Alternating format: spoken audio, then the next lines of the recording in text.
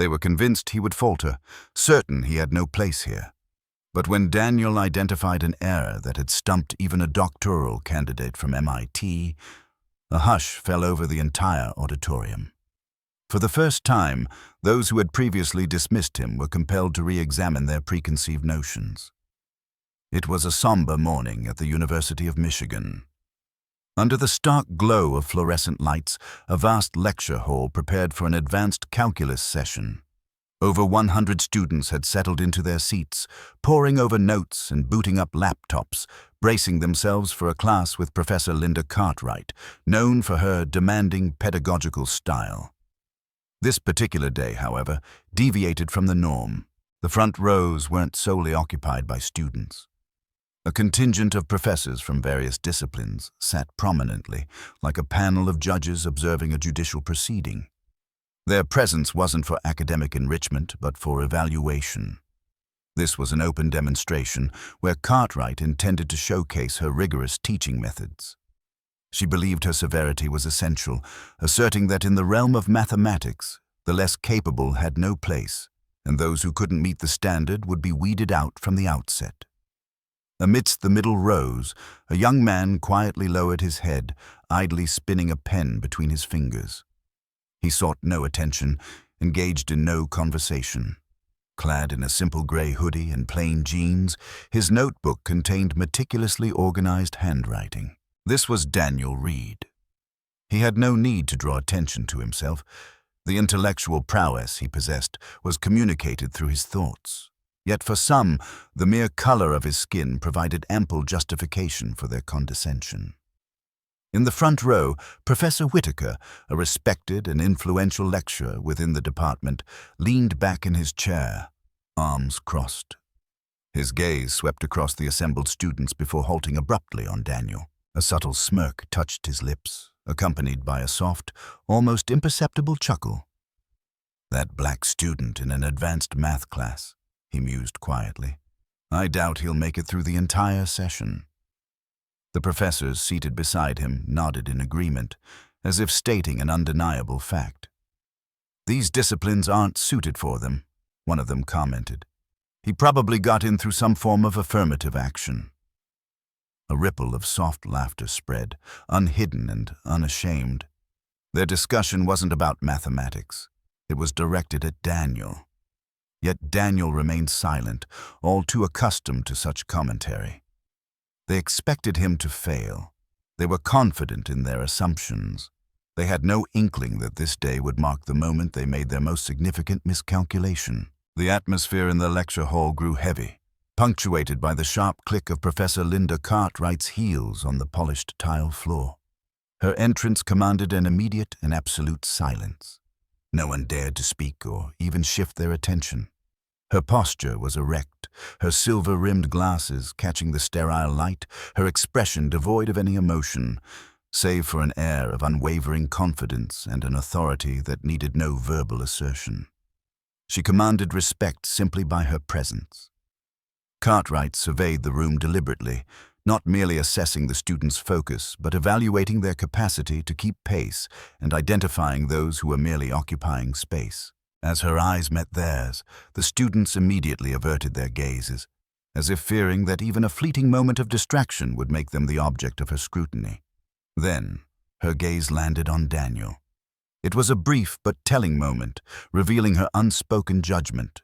That look was more than mere observation. It conveyed a silent question, clear and unambiguous. "Do you believe you belong here?"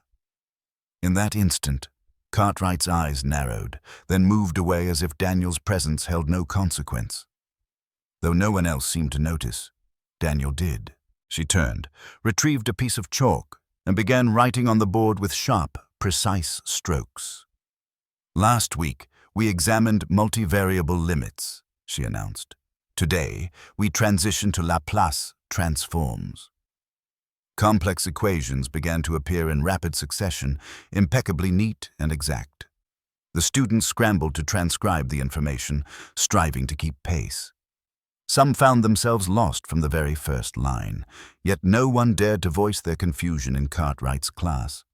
Falling behind was considered a personal failing, not hers. In the front row, several visiting professors nodded approvingly, content with Cartwright's instructional approach. They admired her not only for her intellectual brilliance, but also for her unyielding rigor, believing that a truly effective educator was one who culled the undeserving rather than nurturing hesitant learners. Daniel, in the middle rows, did not rush to jot down notes. Instead, he observed, his eyes calmly scanning the equations on the board. While others struggled to match Cartwright's rapid pace, he appeared as though the mathematical symbols were merely pieces of a familiar puzzle. Then, a subtle frown creased his brow. He had detected a minor error, imperceptible to most, but significant in his eyes. He glanced around. No one else seemed to notice. They were merely copying the information like automatons, without truly comprehending its intricacies. Cartwright continued her writing, exuding an aura of infallibility. Daniel re-examined the equation, his certainty growing. Yes, there was an error. A subtle misapplication of the transform that, while not immediately impactful, would lead to a fundamentally incorrect final result, if uncorrected. He hesitated. He understood that speaking up would place him directly in the spotlight. Cartwright was not the type of person to welcome correction, especially not in front of students and her peers. She did not take challenges lightly. Furthermore, Daniel was not naive enough to believe that Cartwright was the only individual in the room harboring biases.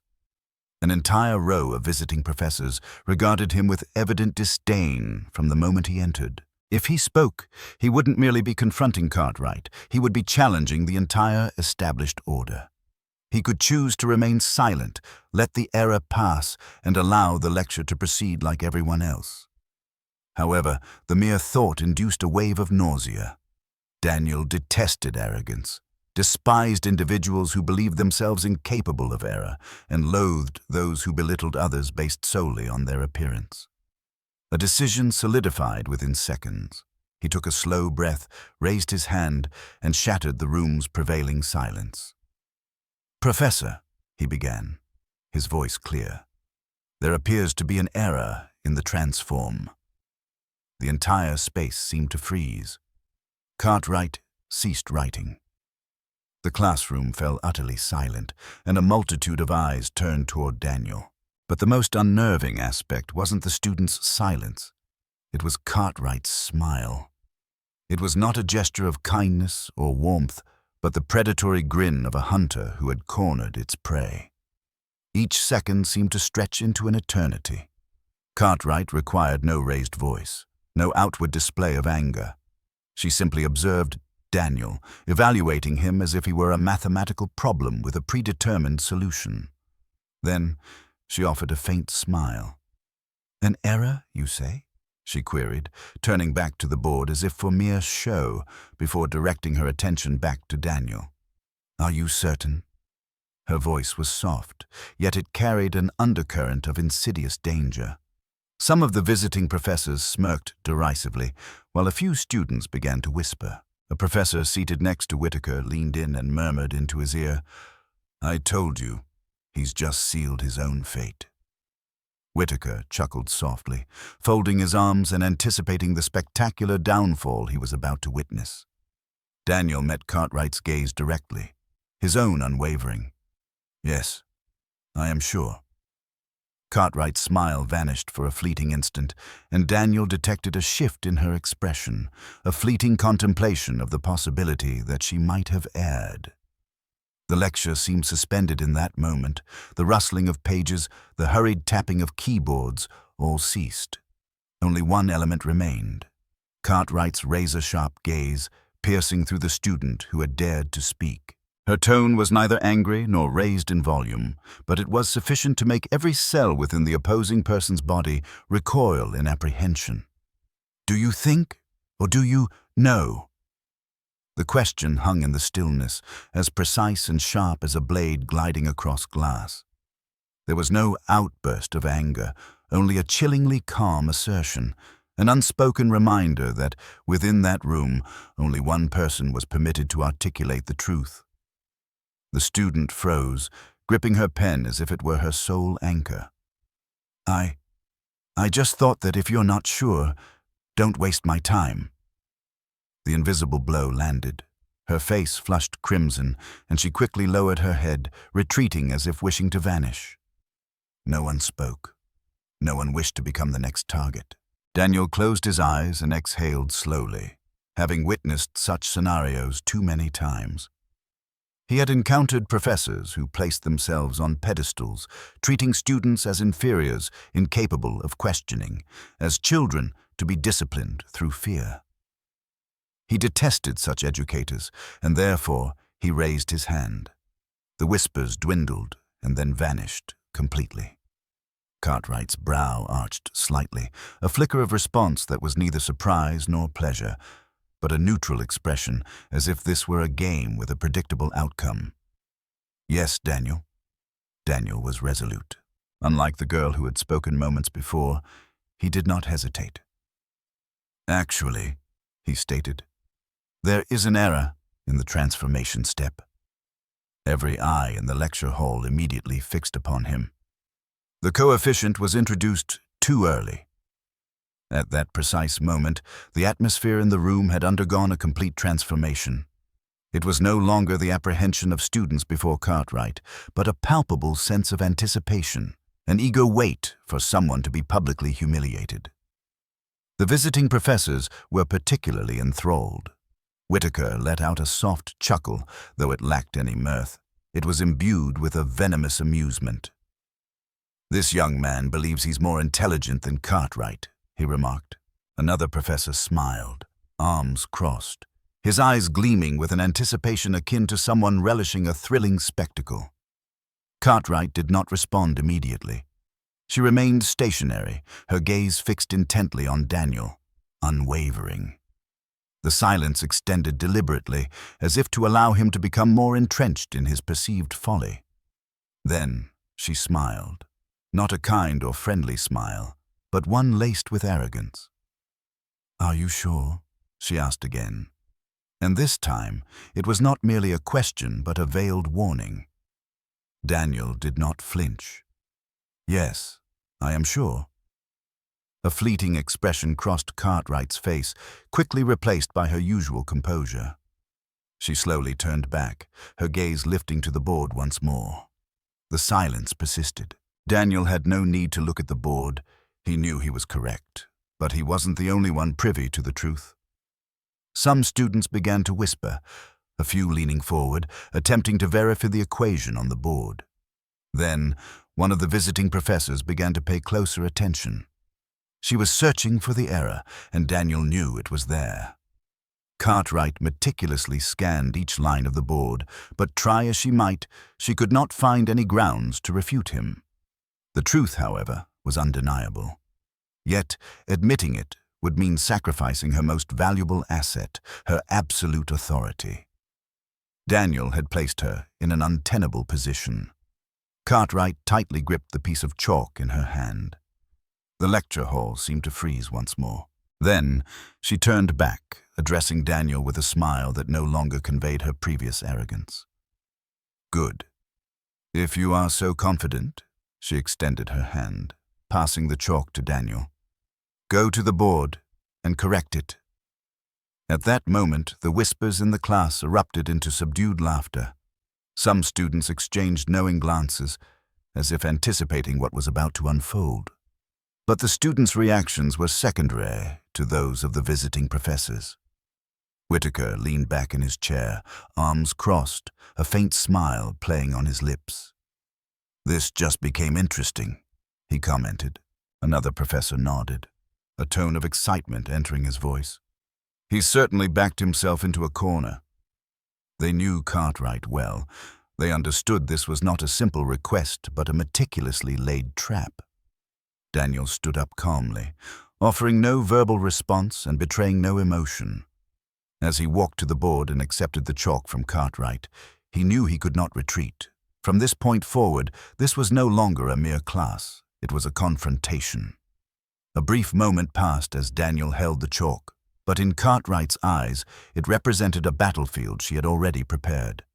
She understood precisely her strategy. She didn't need to shout or threaten. A well-executed trap doesn't instill fear in the prey from the outset. It lures them in with misplaced confidence. The instant Daniel stepped up to the board, a soft chuckle emanated from the front row. Professor Whitaker leaned slightly towards his colleague, his voice low enough to be inaudible to others, but clear enough to convey an insulting whisper. "Look at him. He actually believes he can do this," he scoffed. "Let's see when he unravels." Cartwright stood with her arms crossed, showing no haste. In her mind, the outcome of this minor drama had already been predetermined.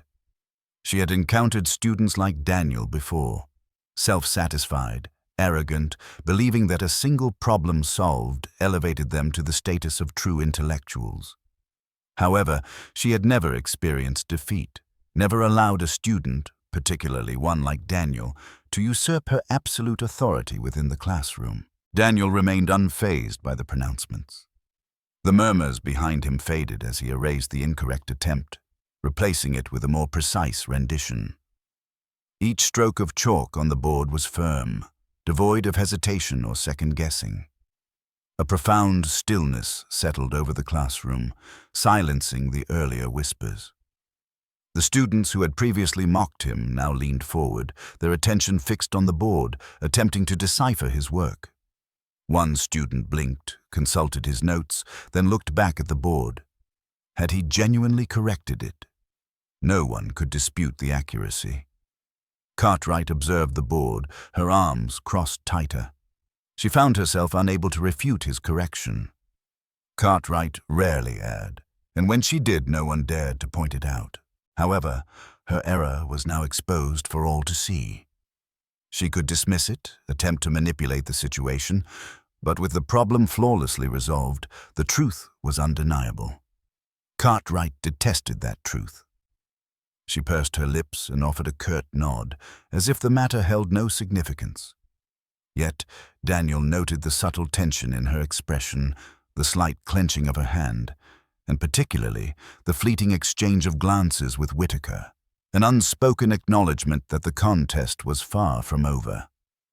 Cartwright then made her next move. Turning away, she retrieved the chalk and began inscribing a new problem on the board, a more intricate challenge with overlapping mathematical symbols resembling an inescapable labyrinth. Some students exchanged bewildered glances, struggling to follow the steps, the complexity only deepening their confusion. Upon completion, she faced Daniel, chalk in hand, poised as if for a strike. "If you're truly that proficient," she stated, placing the chalk in the tray with a clink that cut through the silence, "do you dare to tackle a more demanding problem?" The lecture hall erupted in excited speculation. Cartwright was not merely challenging Daniel, she was challenging him before the entire faculty, aiming not just to defeat him, but to shatter his confidence completely. A visiting professor chuckled softly, his voice resonating with anticipation. "So, the real excitement is just beginning." Whitaker smiled knowingly. "I suspect he'll falter at the initial step." Daniel studied the problem on the board, a challenge far beyond the scope of freshmen or even undergraduates, a problem that graduate students might labor over for hours. Daniel took a slow, deliberate breath, not from fear, but from a clear understanding of the situation. Cartwright intended to push him to his limits, to force him to concede defeat. However, she underestimated his predilection for precisely such moments. Daniel placed his hand on the chalk. The room fell silent once more. He remained calm, showing no outward sign of apprehension. He had accepted the gauntlet. If Cartwright believed he would falter, she had made a grave miscalculation. The chalk glided across the board, sharp and swift. Cartwright meticulously inscribed each line, the mathematical symbols curving and intertwining, designed not only to challenge Daniel but to intimidate him. This problem was more than a mere challenge. It was a declaration of war. The equation spanned twice the length of the previous one, incorporating higher-order functions, nested integrals, and a system of nonlinear transformations that would confound even the most astute students for hours. Cartwright sought not just to defeat Daniel, but to utterly vanquish him in front of everyone, to make an example of him, a stark reminder to every student that challenging her carried a steep price. A visiting professor sneered, tapping his fingers rhythmically on the table with evident amusement. "He'll be stuck soon enough." A few students gasped, while others fell silent, uncertain whether to feel apprehension or excitement. Cartwright set the chalk down, stepped back, and faced Daniel, awaiting his response. The entire class waited. Daniel did not flinch. He surveyed the problem for a few moments, a duration just sufficient to grasp its structure, then began to write without a hint of hesitation, without a single second spent in deliberation. The chalk moved with fluid precision, as if his mind had already conceived the solution and was merely transcribing it precisely as envisioned. Numbers and symbols appeared in orderly fashion, transformations executed with elegance, free from extraneous steps or delays, much like a pianist's seamless movement across the keys. Each chalk stroke was part of a perfect mathematical composition. The classroom murmurs began to subside. Initially, some students whispered, believing Daniel was merely feigning confidence. However, upon closer inspection of the board, they realized everything was correct. No errors, no stumbles. Daniel proceeded without hesitation or revisions, solving the problem at an astonishing pace. In the front row, Whitaker ceased his amusement.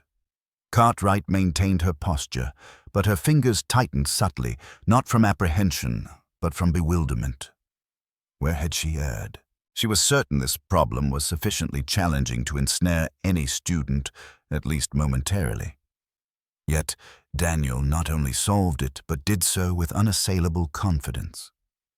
She surveyed the room, seeking a kindred spirit, someone else recognizing the shift in momentum.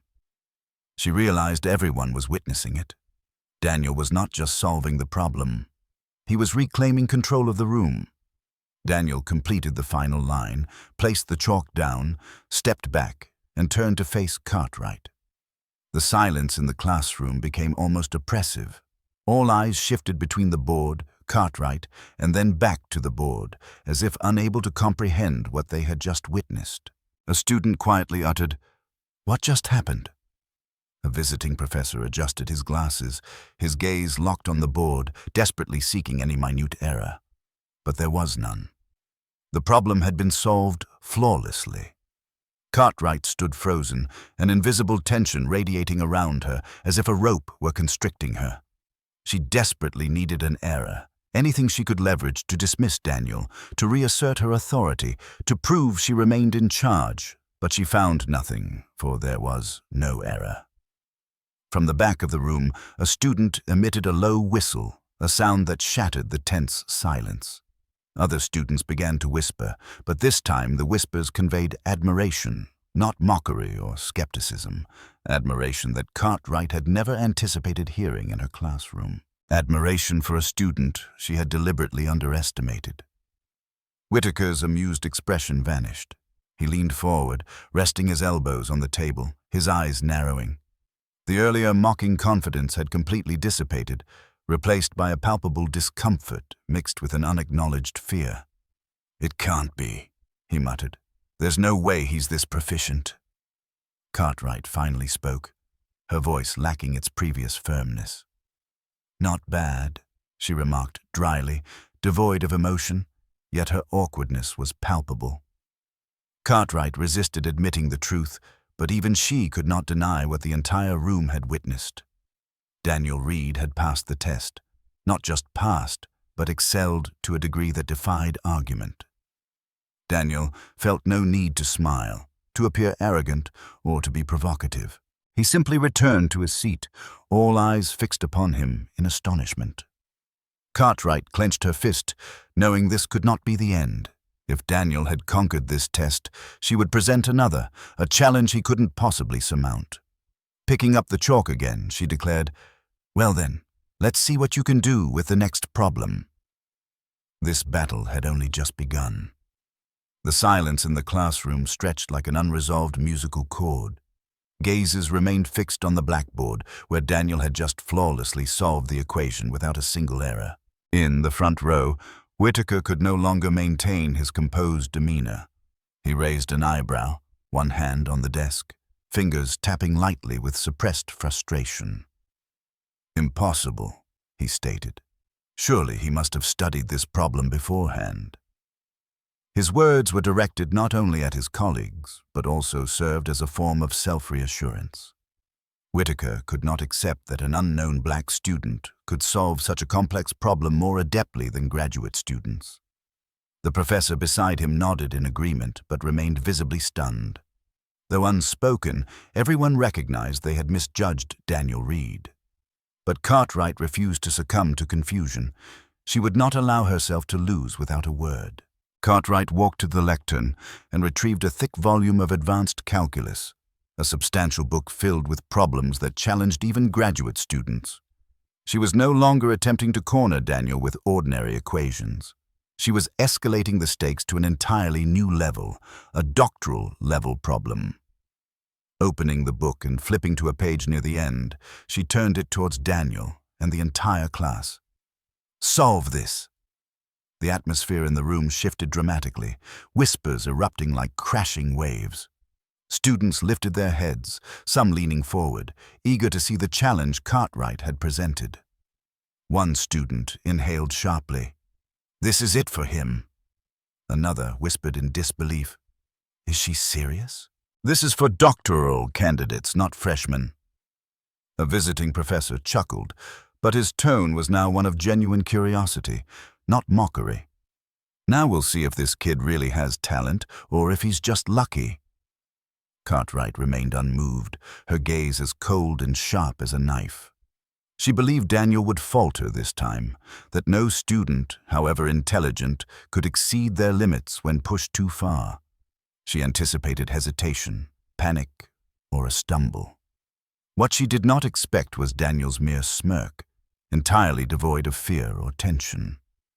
He rose and walked slowly yet confidently to the board, as if he had anticipated this scenario. Some students held their breath, while others emitted a small laugh, unsure whether it stemmed from nervousness or disbelief. But when Daniel picked up the chalk, everything changed. No hesitation, no awkwardness, as everyone had anticipated. He immediately began solving the problem as if he had performed this task countless times before. Cartwright narrowed her eyes. She disliked this. She had wanted to witness Daniel struggling, pausing to think, biting his lip or furrowing his brow like other students when faced with insurmountable problems. But Daniel betrayed no fear. Instead, his hand moved with greater speed than with the previous problem, as if he had finally encountered a challenge truly worthy of him. Mathematical symbols appeared on the board with terrifying clarity. Every transformation was precise, devoid of unnecessary steps. The students watching began to comprehend. He wasn't just solving it. He was refining it, making it more comprehensible, and streamlining a process that might take others hours. Some students exchanged incredulous glances. A visiting professor tilted his head slightly, his expression revealing a trace of admiration. "Impossible." Whitaker instinctively clenched his fist, his face shifting from frustration to genuine concern. "What on earth is this?" Daniel continued writing, seemingly oblivious to the entire room's scrutiny. Yet he was acutely aware, comprehending precisely how Cartwright and Whitaker were feeling in that moment, and he savored it. 1 minute, then 2. Cartwright clenched her hand, her eyes now reflecting a cold gleam that was no longer smugness, but genuine apprehension. She had made a mistake. She hadn't just challenged Daniel, she had provided him with an opportunity to showcase himself before the entire class. And now, everyone was witnessing something undeniable. Daniel wasn't just good, he was frighteningly brilliant. Daniel placed the chalk down, stepped back, and crossed his arms, his gaze calm yet sharp. The problem was solved, and no one in the room could contest it. A visiting professor exhaled softly, his eyes returning to the board as if questioning his own senses. Cartwright was silent. Whitaker was silent. All the professors were silent. There were no more excuses, no more avenues to dispute the undeniable. Daniel had won, right on their own turf. And, for the first time in Cartwright's teaching career, she was at a loss for words. The sound of chalk striking the tray echoed clearly in the silent space, a small sound, yet it marked an irreversible moment. Daniel turned to face Cartwright. He said nothing. He didn't need to articulate anything.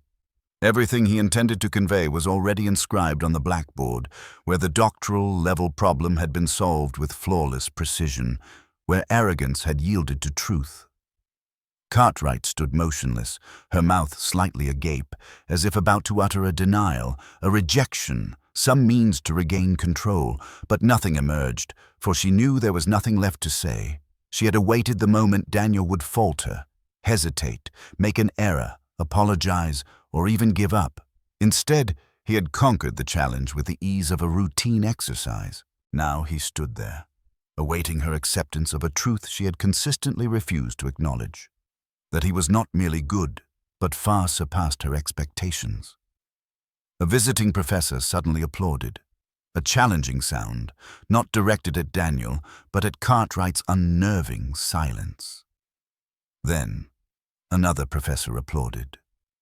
A student stood, followed by another, and then a whole group. The applause began to spread across the lecture hall like a wave. Initially, it was surprise, then recognition, and finally, absolute respect.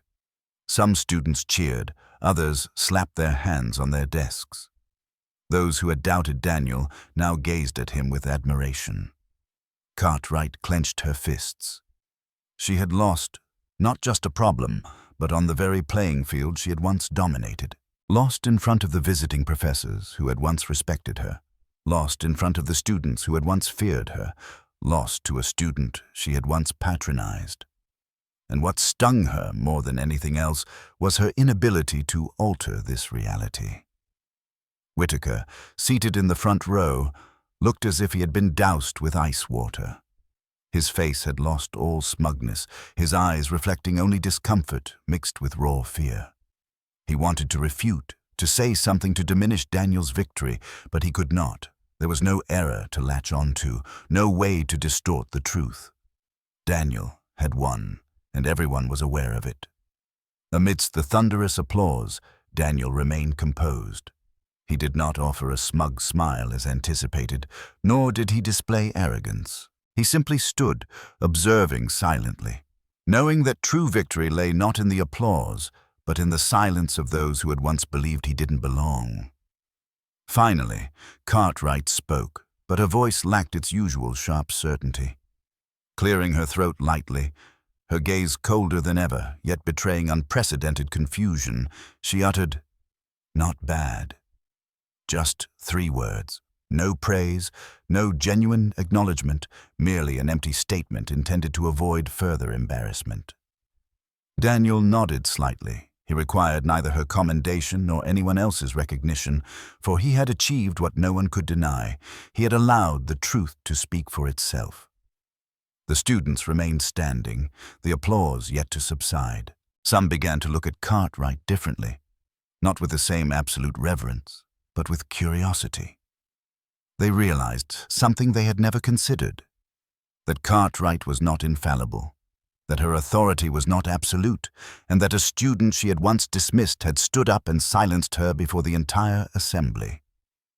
Cartwright stared directly at Daniel, as if searching for one last vulnerability to exploit, but found nothing. Daniel was not a winner merely because he was intelligent. He had won because he refused to allow others to define his worth. Cartwright then turned her back and walked towards the lectern, uttering no further words, offering no justification or acknowledgement, only a prolonged silence, an undeniable defeat. Whitaker shook his head and stood, but remained silent. He understood this was not the appropriate form for him to speak, as any utterance now would only amplify their defeat. Daniel sat down, silent and unreactive, opening his notebook again, as if the preceding events were merely another problem he had resolved.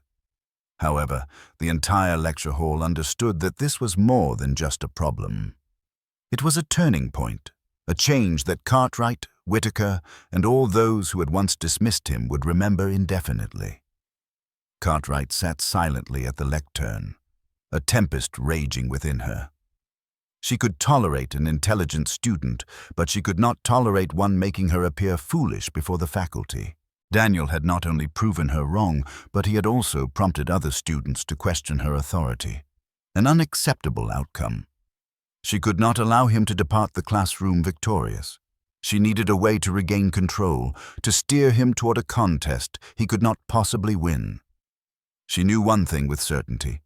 Being intelligent was one thing, but how many could withstand real pressure? Thus, she played her final card. Cartwright rose slowly, walking to the center of the classroom, betraying no anger or disappointment. Instead, she offered a smile laden with meaning, as if she had discovered an escape route. "Well done, Daniel," she said, her voice slow and deliberate, as if contemplating something profound. "I must admit, you are more capable than I had envisioned." Some students gasped, incredulous at her words. One whispered to a neighbor, "Did she just compliment him?" But Daniel remained unfooled, recognizing this as another trap. Cartwright wasted no time in revealing her intentions. "However," she continued, walking back towards the lectern, "true talent does not solely reside within a classroom." She placed her hand on a stack of textbooks and then looked directly at Daniel, her eyes gleaming as if she had devised the perfect way to place him in an inescapable situation. "I believe, with your level of ability, a problem on the board is no longer sufficient to challenge you." A hush fell over the room. Cartwright's pronouncements were never mere suggestions. "Then why don't you try your hand in a real arena?" Some students looked up, a few holding their breath. "There is a national math competition next month where the brightest minds from universities across the country will compete against each other." She paused, allowing her words to sink in. "If you are as exceptional as you believe, why not participate?" The room erupted, whispers spreading like wildfire through the lecture hall. Students turned to each other, eyes wide with shock. One whispered in disbelief, "Wait, is she really challenging Daniel to enter the national math competition?" Another leaned forward excitedly. "If he enters and wins, that would be the biggest shock in the history of the math department." But some were less optimistic. "This isn't just any competition," one voiced. "There are senior students, graduate students, even geniuses from MIT and Stanford. No one can win there without years of experience." Cartwright was acutely aware of this. She had not chosen this competition at random. She understood that the pressure of a national competition was vastly different from solving a problem in class, under time constraints, in front of hundreds, against competitors who had trained for years. Anyone could falter, and she believed Daniel would be no exception. All eyes turned to Daniel. Some awaited his refusal, others hoped for his acceptance, while some simply could not process what was unfolding. But Cartwright's gaze remained fixed on Daniel. She wanted to see him hesitate, to see him falter in the face of overwhelming odds. She was certain he could not win, and if he lost, today's victory in class would be rendered meaningless. She awaited his response. Instead of appearing confused or unsettled, Daniel simply nodded. No hesitation, no second thoughts, not even a moment's doubt. "All right, I'll participate." The atmosphere in the room exploded once more. Some students stared with wide eyes, others gaped, and a few laughed in disbelief. One muttered softly, "What the hell? He just accepted that challenge as if it were a normal test." Another exclaimed in shock, "There wasn't a single moment of hesitation. He's really serious." Cartwright raised an eyebrow. She had anticipated hesitation, deliberation, a refusal, or at least bewilderment at the immense pressure. Yet he agreed as if it were the most natural thing in the world. Daniel slowly sat down, completely composed. He understood Cartwright's motive perfectly. She believed this competition would mark his limit, but she was mistaken. He accepted the challenge not merely to prove something to Cartwright, but because he had always known he belonged in this larger arena. Cartwright stood still, her expression unreadable, but internally she felt a strange sensation. She had expected him to be afraid, but for the first time she wondered, could it be that I have just made the biggest mistake? News of Daniel's entry into the national math competition spread through the school like wildfire. Initially a mere buzz in lecture halls, it soon became the most discussed topic in every corridor, cafe, and library seat. Everyone knew about the freshman student who dared to enter the arena of geniuses, a place where even the most accomplished students trod with extreme caution. Some students were excited by Daniel's accepted challenge, viewing him as a hero bravely confronting the invisible barriers that had long constrained the academic world. However, others were skeptical, deeming him overly confident without fully grasping the competition's rigor. Debates erupted everywhere, with some placing bets on him and others mocking him, convinced Daniel would falter under the pressure of competitors who had dedicated years to preparation. Amidst these discussions, Whitaker maintained his rigid, skeptical stance. He could not conceive of a student like Daniel, lacking a solid academic foundation and guidance from leading professors, entering the field of the greatest minds in the country. In his view, individuals like Daniel were merely fleeting sparks destined to extinguish when confronted with harsh reality. But Daniel was indifferent to the gossip. He sought no recognition and felt no need to prove himself to those who had never believed in him. His sole objective was to prepare for the competition. He threw himself into training with unprecedented intensity. 4 weeks, 28 days, hundreds of hours of study. Daniel transformed the library into his second home. Every morning he arrived before anyone else, opened his laptop, and sought out the most challenging problems from international math competitions, advanced textbooks, and exam papers that even top students struggled with. Equations, transformations, and high-level differential systems became his daily language. He didn't just solve problems mechanically, he deconstructed each one, analyzing every rule and discovering shortcuts others overlooked. If a problem had 3 possible solutions, he found all 3. If a formula could be proven through multiple paths, he traversed each one. For him, solving mathematics was not merely about finding an answer, but about understanding every facet of the problem to preempt any potential confusion during the actual test. While he studied relentlessly, Brian, the only friend patient enough to follow his process, could only shake his head in disbelief. He couldn't fathom what drove Daniel to maintain such an intense study schedule for weeks without exhibiting any signs of exhaustion. "Are you trying to turn yourself into a math machine?" Brian asked. Daniel, without looking up, his pen still moving swiftly across the paper, eyes glued to the numbers before him, replied, "I only have 1 month. I don't have time to rest." Brian sighed, but then adopted a more serious tone, realizing his friend was not joking. "Listen, I know you're smart, but do you know who you're up against? The people in this competition aren't just good, they're geniuses. Some of them have been trained since childhood, learning from the best professors and utilizing materials that ordinary people would never have access to. They don't just know math, they live and breathe it, and they don't make mistakes." Daniel paused, sat down his pen, and met Brian's gaze with a sharp look. "Good, because I don't make mistakes either." While Daniel continued his rigorous training, Cartwright was not idle. She didn't truly believe he could win, but could not allow her name to be associated with a student who would spectacularly fail. Consequently, she sent him an advanced math packet, problems even more demanding than those he would encounter in the competition, not to assist him, but to gauge his resilience under pressure. She hoped he would withdraw before the official contest. However, Daniel did not back down. He conquered each problem, pushing past every perceived limit. He didn't merely learn how to solve problems, he mastered solving them in the most efficient, fastest, and accurate ways. He practiced with a stopwatch, pushing himself to his absolute maximum, aware that every second counted in the competition. He studied the thought processes of past champions, understood their problem-solving approaches, and absorbed knowledge from the best to elevate himself further. Throughout this period, Whitaker observed from a distance but found no indication of wavering in Daniel.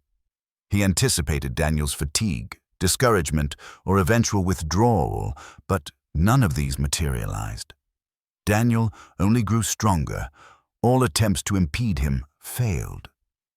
The competition day loomed, and the entire department anticipated the inevitable. A downfall, a failure, a humiliation. But Daniel did not await it. He persisted forward, knowing that while a month might seem insignificant to someone prepared to burn themselves out entirely, it was sufficient to effect profound change. And he was ready to transform their world.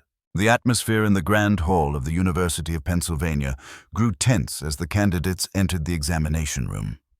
This was not an ordinary examination. It was the most prestigious national mathematics competition, convening the brightest minds from leading universities. The top students from MIT, Stanford, Harvard, Princeton, and Caltech were all present, each exuding the cold confidence of individuals who had triumphed in countless prior competitions. Daniel walked in, acutely aware of the hundreds of eyes upon him. Some regarded him with curiosity, others with skepticism, and some, particularly those from prestigious institutions, made no effort to conceal their contempt. At the judges' table, Cartwright sat alongside professors from the nation's most renowned universities. She remained impassive, but her cold eyes swept over Daniel, as if still anticipating the downfall she was certain would occur. In a corner of the room, Whitaker stood with his arms crossed, intently observing him. If Daniel faltered today, Whitaker would need no words. The truth would speak for itself. Daniel paid no mind to these stares. He needed no one's belief in him. He had practiced, prepared, and overcome every obstacle they had placed before him. Today was not a day for hesitation. A voice echoed through the microphone, drawing everyone back to reality. Welcome, contestants, to the final round of the National Mathematics Examination. Those seated in this room represent the greatest mathematical minds of their generation. But today, we shall determine who is the best. All eyes turned to the large screen as the first question appeared. The most complex equations began to unfold. Triple integrals, Fourier series, complex function derivatives, advanced Laplace transforms, nonlinear differential equations. Each question was designed to test the resolve of even the bravest. Some contestants furrowed their brows from the outset, their pens tightening in their grip, realizing these were not simple problems to be solved immediately. But Daniel remained unfazed. He did not look around, nor did he gauge the reactions of others. His focus was solely on the problem before him, and he began to do what he did best: solve it. He lifted his pen, his writing flowing effortlessly, without a moment's hesitation. The numbers appeared on the paper in an unbroken stream, transformations executed with precision, devoid of excess or omission. Some contestants paused to double-check their work, fearing potential errors, but Daniel needed no review. He had perceived the solution the moment he finished reading the problem. Cartwright glanced at the clock and observed that Daniel was progressing faster than most in the room. Her brow furrowed. At the judges' table, a professor from Stanford leaned over and whispered to his neighbor, "Who is that kid? How is he so fast?" "I don't know," the neighbor replied, "but he's no ordinary opponent." The examination continued with escalating difficulty. Towards the end, the number of contestants still writing dwindled. Some had already set down their pens, their faces displaying confusion or disappointment. The final problems were engineered to make even the most accomplished contestants falter. Only two remained engaged in writing: Daniel and a PhD candidate from MIT. He was unlike the other students. He was not flustered, not tense. He was calm, composed, and, most importantly, he was not making mistakes. He knew he was the strongest contender present. Cartwright smiled faintly. This was the moment she had anticipated. If anyone could defeat Daniel, it would be him. Whitaker began to relax, his cold gaze fixed on Daniel, as if he already knew the outcome. He may be proficient, Whitaker mused, but he cannot surpass an MIT PhD. The final question appeared. Everyone held their breath. This was no ordinary problem. It was a challenge of intellect, speed, and absolute precision. Both Daniel and his opponent glanced at the problem. The MIT PhD picked up his pen first, his eyes flashing with sharpness. Daniel required only a second to comprehend everything he needed to do. The real race had commenced. Both wrote with such speed that even the judges had to pay close attention. Lines of writing, symbols, and transformations appeared continuously on their papers, leaving no time for pause or reflection. This was no longer merely mathematics. It was a battle. A professor from Princeton quietly whispered, "This is the speed of geniuses." The sound of pens scratching paper echoed in the hushed space. No one spoke. No one dared to make any sudden movements. Time elapsed. The MIT PhD was nearing the answer. Cartwright observed him with confidence filling her. This was the individual destined to defeat Daniel. Then, suddenly, someone at the judges' table gasped. Daniel had ceased writing. He was still writing. Daniel had finished. No erasures, not a moment's hesitation. He closed his pen, placed it on the table, and sat back, arms crossed, waiting.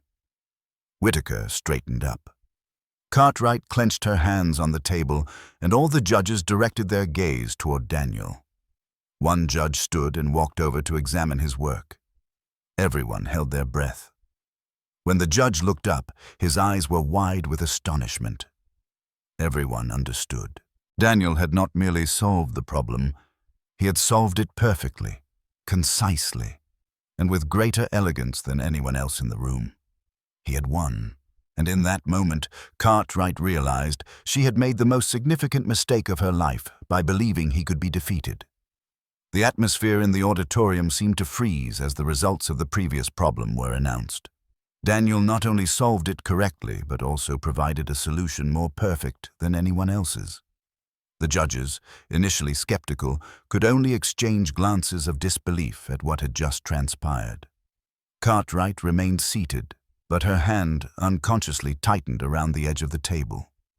She could not conceal a feeling she hadn't experienced in a long time: unease. Whitaker could not conceal his irritation. He leaned toward another judge, whispering something, but the response was merely a shake of the head. No one could refute Daniel's results, but this was still not the end. The judge stood up, walked to the center of the stage, his authoritative voice cutting through the silence. "We proceed to the final round." Hundreds of people in the auditorium held their breath. The final problem is unlike any other before. All eyes turned to the large screen as mathematical symbols intertwined like an inescapable maze. It was a complex, non-linear differential equation containing transformations that even industry experts would require hours to analyze. This was no ordinary problem. It was a challenge almost impossible to solve within the allotted time. The contestants stared at the screen. Some held their heads, others exchanged doubtful glances. Even the MIT professor, who had maintained absolute composure, took several seconds to reorient his thoughts before committing pen to paper. But Daniel simply tilted his head slightly, his eyes calmly scanning each line. He did not need to reread it because he had already perceived the pattern that no one else had noticed. The clock began its countdown. The contestants plunged into the problem at maximum speed, but the more they wrote, the more people furrowed their brows, paused, erased, and rewrote. Some realized they were hitting a dead end and had to restart. Others continued, but their pace noticeably slowed. The MIT professor had not stopped yet, but his face betrayed a hint of tension. He was reviewing methods he knew, yet none offered a clear path. Cartwright smirked, her eyes flashing with a glimmer of hope. This was the moment she had been anticipating. A problem difficult enough to place Daniel in a position where he could not find a solution. She was intimately familiar with this type of problem. It demanded not only mathematical skill, but also the ability to withstand extreme pressure. She leaned back in her chair, prepared to await the moment when Daniel, however brilliant, would succumb to something beyond his capabilities. But then, something unexpected occurred. Daniel placed his pen down. The auditorium fell silent. He stopped writing, not because he lacked the knowledge to solve it, but because he had discovered the most efficient path to the answer. Everyone else was still writing, their minds strained, their faces showing confusion, but Daniel simply looked at his work, checked it one last time, then leaned back, taking a slow breath. He had completed the problem before the time expired. On stage, the judges began to leave their seats, approaching his paper. They knew no one could have solved this problem so quickly. It was designed to test the limits of human ability. But when they examined the solution, they knew it was not an error. Daniel had not only solved it correctly, but had devised an entirely different approach from everyone else. The MIT professor was still writing, unaware that he had lost. Cartwright could no longer remain seated. She leaned forward, her hands clasped, her gaze fixed on Daniel's solution. She desperately wanted to find a flaw. She needed to find a flaw, but it was non-existent. Not only was it correct, but it was correct in a manner no one else had conceived. Daniel had not merely solved a math problem. He had redefined the approach to a seemingly unsolvable problem. A judge looked up, scanning the room, his voice ringing out, gentle yet thunderous, shattering the tense silence. "We have a winner." The auditorium erupted. Some students in the hall clapped, some were stunned, and some still struggled to believe what had just happened. On stage, the MIT professor suddenly stopped, looking up, his eyes widening as he realized Daniel had completed the problem before he had even reached the final step. Whitaker sat motionless, his face devoid of any expression. Cartwright could only stare, and in that moment she understood she had lost. Not just in this competition, but in her entire perspective. She had believed Daniel would never overcome this challenge, but she had been wrong. From the very first moment, Daniel did not stand up immediately. He did not require celebration. He did not need to exclaim in victory. He simply looked toward Cartwright, maintaining the same cold stare he had given her when she first challenged him in class. He didn't need her acknowledgement. She had no choice but to realize for herself that he deserved more than she had ever imagined. As Cartwright exited the auditorium, she knew that no matter what she said, she could not alter this truth. Daniel Reed was not merely a brilliant student, he was a genius they had never wanted to admit. The room seemed to explode as the judge stood up, adjusted his glasses, and looked down at Daniel's final answer sheet. In his hand was the correct solution prepared by the organizers, but what stunned everyone was not that Daniel had gotten it right, but the manner in which he had taken a completely different, more streamlined, more efficient path with no unnecessary calculations. Whispers spread across the room, initially from the audience members, then gradually to the professors and mathematicians meticulously following every detail of the competition. People exchanged glances. No one spoke, but their eyes clearly conveyed their immense surprise. One of the judges placed the solution on the table, turned around, and announced in a formal tone, "The winner of this year's National Math Contest is..." He paused for a second, allowing the tension to linger, as if ensuring no one missed this moment. "Daniel Reed." The entire auditorium erupted. Applause thundered like a storm. Some students leaped up, clapping wildly. Others exchanged looks of disbelief, and some could only gape, unable to accept the truth. At the judges' table, Cartwright was stunned, motionless, her expression blank, but her usually sharp eyes now held an unusual vacancy. She had been prepared to witness Daniel's failure, ready to prove he couldn't win this competition, but now she was the one facing her own defeat. Daniel had not only won, but he had won in a way that silenced everyone. Whitaker sat immobile, his hand still clenched on the armrest. He was speechless. He had always believed that individuals like Daniel could never ascend to this level, that to stand at the pinnacle of the academic world required pedigree, privilege, and the inherent power possessed by a select few from birth. But now, everything he believed in lay shattered before his eyes. Daniel didn't need a prestigious name, didn't need sponsorship, didn't need to hail from MIT or Harvard. He only needed himself, and himself was more than sufficient. Whitaker ground his teeth but could find no words to dismiss this outcome. The truth had spoken for itself. Daniel remained seated, calm as if nothing had transpired. He didn't need to stand, didn't need to boast or act arrogantly. The numbers on the board, the completed equations, the chalk marks, all conveyed certainty. These were his voice. Cartwright swallowed, but her voice could not escape her throat. She wanted to utter something, a justification, an excuse, some way to regain equilibrium, but there was nothing. She could only witness Daniel's victory. The judges rose one by one, approaching him. A professor from Stanford gently tapped him on the shoulder, his voice filled with admiration. "You didn't just win. You've changed the way we perceive mathematics." Another professor from Princeton shook his head, unable to mask his astonishment. "I've never encountered anyone who approached a problem like that. You possess not only ability, but vision." Daniel simply nodded, displaying little emotion. For him, victory wasn't the paramount concern. What mattered was proving his worth. The students in the audience, some who had mocked him, others who had doubted him, could only remain silent. They had anticipated a downfall, a failure, a moment when Daniel would have to concede he didn't belong in this world. Instead, they were the ones who had to accept that they were wrong. Daniel Reed had not only won this competition, he had compelled a biased system to acknowledge reality, and no one could deny it. Cartwright took a slow breath, attempting to salvage the last vestiges of her dignity. As she stood, all eyes remained on her, anticipating her reaction, but she could do nothing but nod.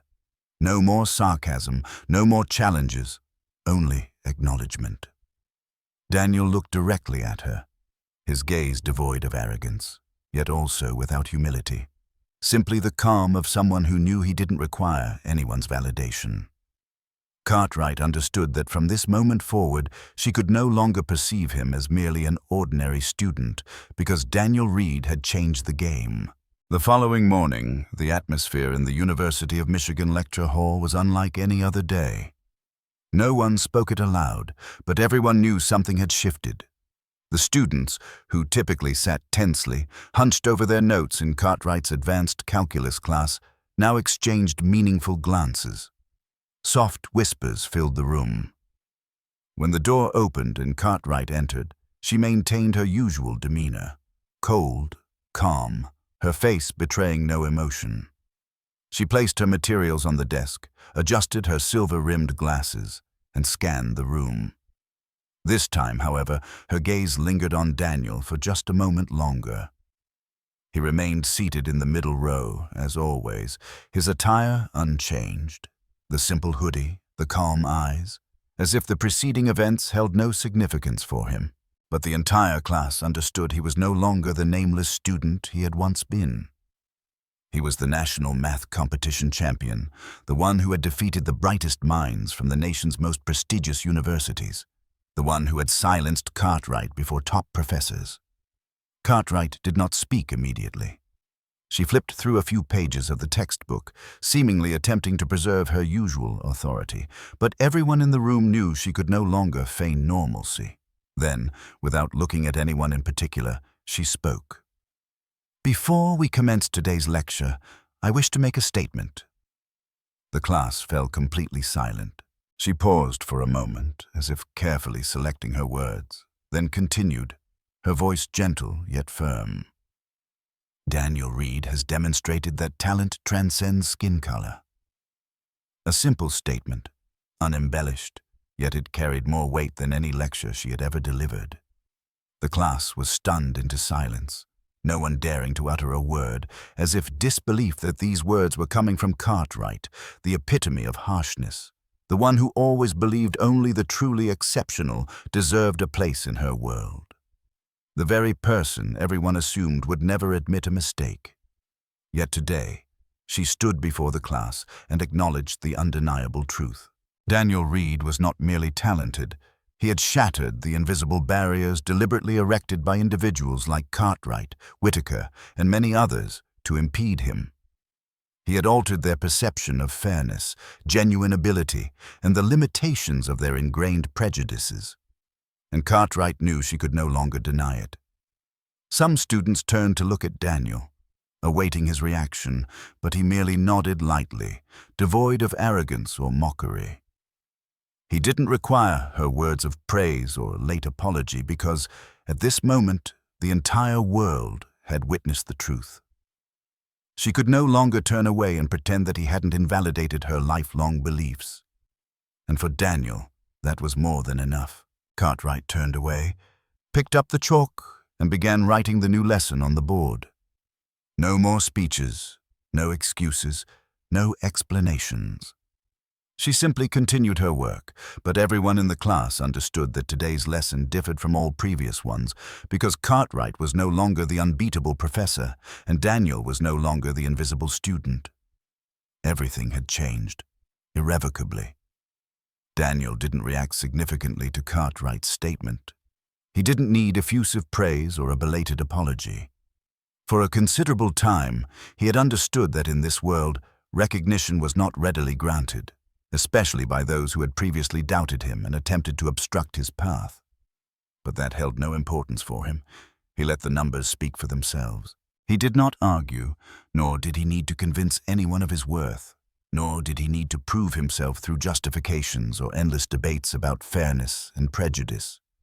He simply did what he excelled at, allowing mathematics to articulate the truth that no one could dispute. The equations, the numbers, the mathematical symbols he had inscribed on the board during the competition required no defense. They possessed no skin color, no limitations, no barriers, no prejudice. They were either correct or incorrect, and in the realm of mathematics, Daniel was consistently correct. He had triumphed not only in the competition but in a far more significant battle. The one against skeptical gazes, mocking laughter, and the unspoken rules that sought to dictate his destiny. The moment he entered that classroom, no one could strip away his victory. No one could alter the fact that a student they had once patronized now stood at the zenith of academia. Cartwright continued the lecture as if nothing had occurred, but the subtle shift that had quietly permeated the classroom was undeniable. Gone were the condescending glances directed at Daniel, gone were the mocking smiles exchanged behind his back. Instead, there were gazes of curiosity, subtle nods, whispered words of admiration, and in the eyes of some students, a newfound awareness, as if they had just witnessed an ancient rule being shattered before them. He had not only won for himself, but he had won so that those who followed would not have to begin from a disadvantaged position simply because they did not belong to a system designed to hold them back. He had altered their perception of ability, intelligence, and willpower. He had silenced those who once believed he would never achieve this, and that was more valuable than any commendation. Daniel quietly opened his notebook and continued taking notes, as if the day were just another ordinary one, but the entire world had transformed, and he knew this was merely the beginning. Daniel required no acknowledgement from anyone, as the truth had already spoken for itself. He had not only won a competition, but had also vanquished the prejudices that had lingered too long within the academic world. Through intelligence, willpower, and determination, he had compelled those who had once underestimated him to alter their perspectives. But this narrative was not solely about an individual. It was about a system, about the invisible barriers that many still encountered daily. If you were Daniel, if you found yourself judged before even entering the game, what would you do? Would you fight or would you accept? Share your thoughts in the comments below. If you enjoyed this story, don't forget to like, share, and subscribe to the channel to continue following more inspiring stories. Thank you for watching, and see you in the next video.